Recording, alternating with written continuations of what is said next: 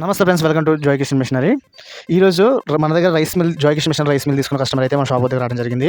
అయితే ఆ యొక్క రైస్ మిల్ అతను ఎవరి నుంచి వచ్చారు, అతని పేరు అడిగి తెలుసుకుందాం. అలాగే ఆ యొక్క రైస్ మిల్ ఎలా పనిచేస్తుంది, దానివల్ల ఉపాధి ఉందా లేదా తెలుసుకుందాం. అయితే ఈ వీడియోలో అడిగి ఆయనకి.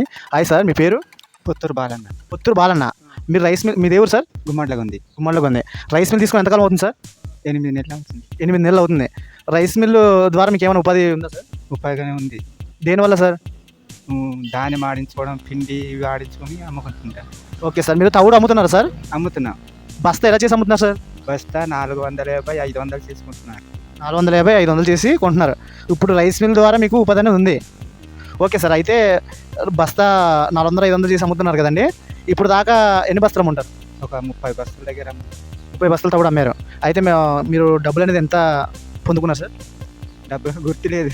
అంటే 30 బస్తాలు అంటే మ్యాక్సిమం ఒక 15,000 ఏవో అనేది డబ్బులు అనేది సంపాదించుకున్నారు. ఓకే సార్, మీరు ధాన్యం అనేది ఆడిస్తున్నారు కదా సార్, ఏ విధంగా వస్తుంది రైస్ అనేది? రైస్ బాగా క్లియరింగే వస్తుంది. కస్టమర్ ఎలా ఫీల్ అవుతున్నారండి? కస్టమర్ ఫీడింగ్ ఏం లేదు మాకు. అదే ఆనందంగా ఫీల్ అవుతున్నారా? సంతోషంగా ధాన్యము, బియ్యము, సోడ్లు, కారం కూడా ఆడిస్తున్నారు సార్? కారము ఇవి ఆడిస్తున్నాం. పిండి అనేది ఎలా వస్తుంది సార్?